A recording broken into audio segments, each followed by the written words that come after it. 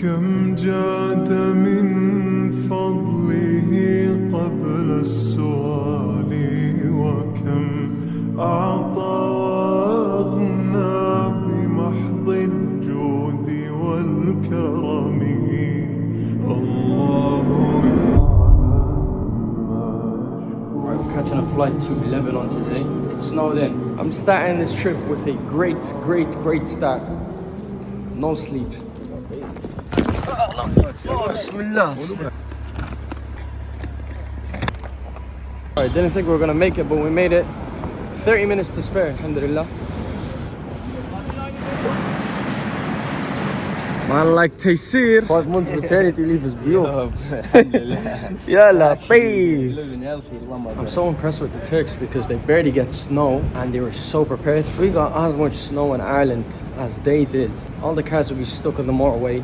Business would discontinue. Everything would pause. These guys are just, everything's cleared and it's still snowing actually as well. I want to smash it this Ramadan and do as many cases as possible bi'idhnillah ta'ala. And it's a time for it. Ramadan's a time to give.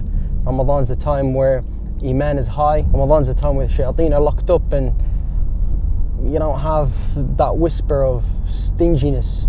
Withhold your wealth, don't give fi sabilillah. And you can have also all these doubts about whether the donations are making it or not making it, but I don't think, alhamdulillah, in my case, I show everything and I try my best to just keep it as transparent as possible. And even if I can't keep it transparent and show you guys, because some people don't want to be filmed or documented, I'll still try to tell you about it. This Special Cases has been probably one of the most impactful projects I've seen in the charity space, and I'm not even being biased. And we're only starting. It's going to get bigger and better bi'idhnillah ta'ala. And this Ramadan is going to be the Ramadan where we give it a strong push and try to launch it and try and make it into something more solid. You know, so far it's just been a personal effort for myself. I want to make it bigger than myself. I want to actually, you know, establish a page maybe, and if Yahya is there or not there, the page is going and Special Cases are just running one after the other, after the other, after the other, after the other, you know. And I get them the way, you know, usually other people get them. I'll get them on message on WhatsApp. Yo, listen, this one needs surgery urgent, costs 50 grand. It's going to be on Saturday. Actually, today's Saturday. There's a lady right now from Gaza in Egypt getting her surgery. We can't be there to film it, but it's happening. It's urgent, alhamdulillah, and it's a special case. Of course, I'm not going to say no. But the reason why I can say yes is because of you guys' trust and because you put in that money, and because every time I ask for a specific amount, you go over the top and you give me so much more donations that I've asked for. So then when I get cases like these, ala طول, done. I can just take care of it, alhamdulillah. كيف حالك؟ شنو أخبارك؟ الحمد لله بخير الحمد لله. إن شاء الله بخير. So this lady here, she has a disabled daughter. She takes tons and tons of medication, very expensive. She has kidney dialysis as well, I think every other week. She's also sick. She has a lot of medical complications, and on top of that, their house is located beside the blast site. So when they were blasting this area here, a lot of their house got destroyed. So windows got shattered from the blast, the doors, and there's cracks in the ceiling, there's cracks in the wall, and a lot of it needs to be fixed, renovated. Someone needs to come in and see if this place has structural integrity or not. Because if it doesn't, then we move them, we put them somewhere else. But if he says, nah, it's a minor fix and we can fix it and make it more solid and sustainable for them to live in, then we'll do that. So we're on our way to the next case. Taysir and Ammar are lost, but we just have to keep cracking with the cases because we don't have time. يعطيك العافية. لك مرة شي شاب من هون معه كاميرا نزل لك انزل. Taysir!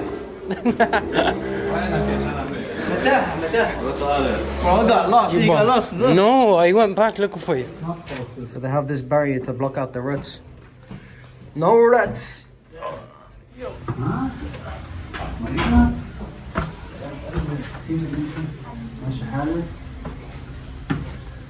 So this one's going to be a quick one. There's not much to do here. We already got a gas cooker, so we're going to get our cabinets.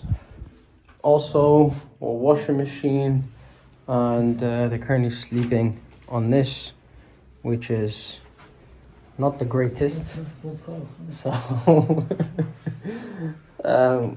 so we're gonna get them new mattresses, and yeah, they just run out of the room right now. But here's also the wardrobe that we got them as well. And this lady is also a divorcee, doesn't want to be filmed. Gonna look after her rent and just any miscellaneous expenses. We're also going to fix her toilet as well. Taysir, when you got lost? Bro, you blink here and you get lost. راح Maze out here. This is so... This table. Look here. Yeah, just be careful, bro. Don't mash your head. God.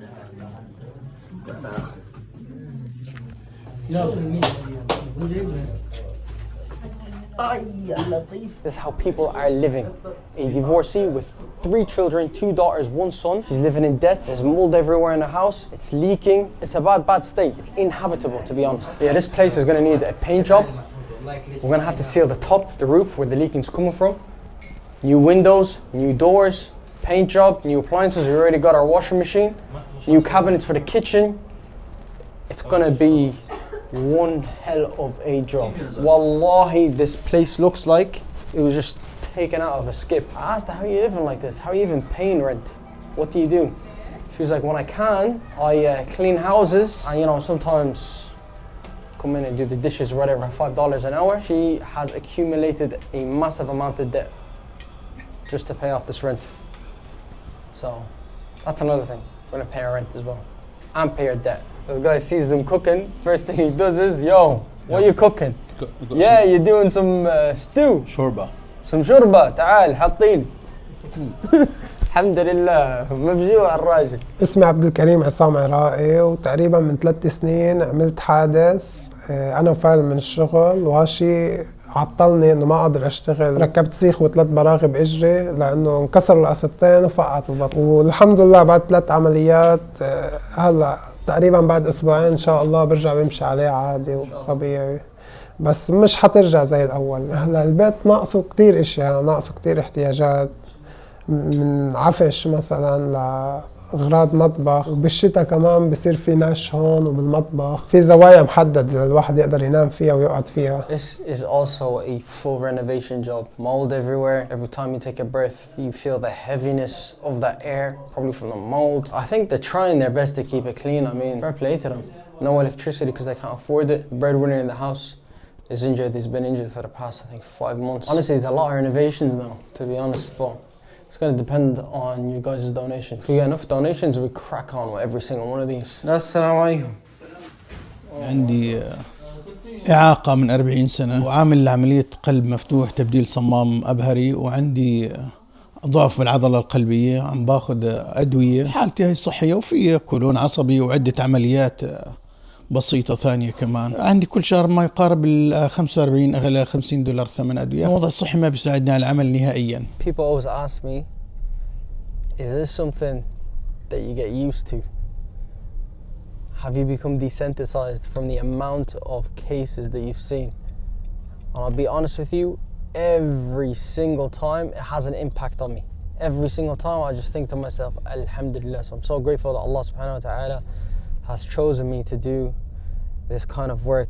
Never, ever would I imagine me doing this kind of work in a consistent way, month after month after month after month. And sometimes, I'm not gonna lie to you, it gets tiring, so I think to myself, maybe I should give it a break, maybe I should delegate more.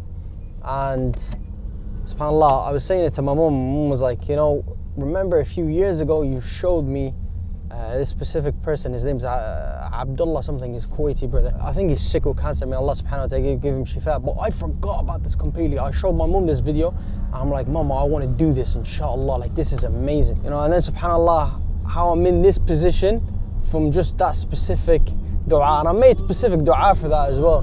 So I ask Allah subhanahu wa ta'ala to use us in our places, keep us sincere, and give us strength to do this work, because sometimes it gets overwhelming, man. I'm looking at case after case after case, and I'm thinking, how do I go about this? How am I going to convince people to donate? Like, I feel impacted right now. How can I deliver on this impact? It gets overwhelming sometimes, thinking of the ideas, the content. How can I deliver the message correctly, because you don't want to, oppress anyone. You don't want to show up to someone's house, give them promises, and then disappear.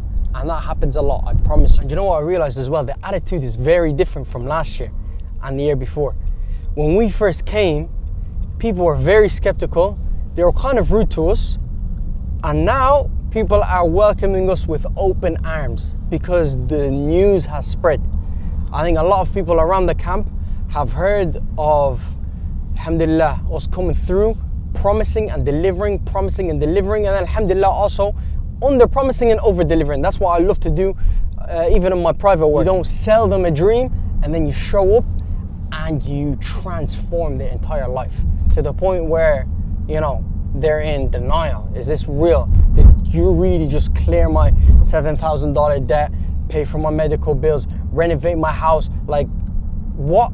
It's so much. Sometimes it gets overwhelming for them. But alhamdulillah, may Allah subhanahu wa ta'ala accept it. Mahmoud, quick one, what's the story with Suleiman's case? Cancer.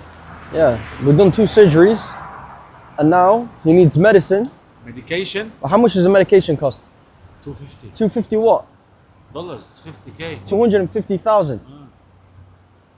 That's the situation with Suleiman. So we cleared his surgeries and now he needs medication that costs an extortionate amount of money. If anyone knows a way to secure this medicine, please get us. I'm gonna throw the details of the medicine. I'm gonna put it on the screen. I'm gonna put it maybe in the description. If anyone knows grants, agencies, anyone who can secure this medicine, please get in touch.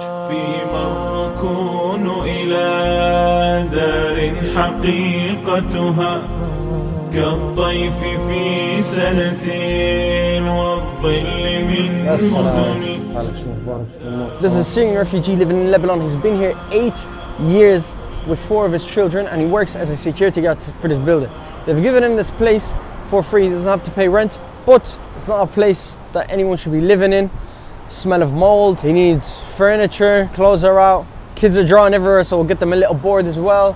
Clean up his kitchen, clean up his toilet.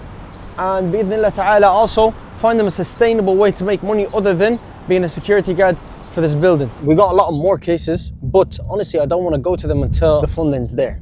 We have the money. So we sat down, me and Mahmoud, discussed which ones are of priority: medical cases, debts, sustainable project, renovations. So we went through them one by one and there's a few others that he's already filmed. I wish I can just show you these cases and I'll get the funding for it. But sometimes it's not like that. You need to think and think and think and think. What are we thinking of? How do I present this in the best way possible so I can get these funds, so I can tell the story properly? Because you do not want to oppress anyone in the way you tell their story. For example, yesterday, we're at the paralyzed disabled sister's house and I could have just shown basically her medical needs and that's it. But that does not tell the full story. That's doing her injustice to her full story because it doesn't tell the full story. The full story is her father's dead. They have no breadwinners. Her mother's sick. She's also sick. And her mother is taking the money that she should be treating herself to treat her daughter. Her mother's an elderly woman. There's so much detail that I need to deliver in a proper way so then you guys can feel what I felt while I was there. Do you understand? But then if I'm just lazy, I'm like, yo, they need a bit of renovations and she needs some medical, bills and she's paralyzed. Khalas, that's it. It's not gonna hit the same as it hit for me. I need to make you feel the same way I felt when I went in and saw this case and heard their story. And if I don't do that, I've done them an injustice.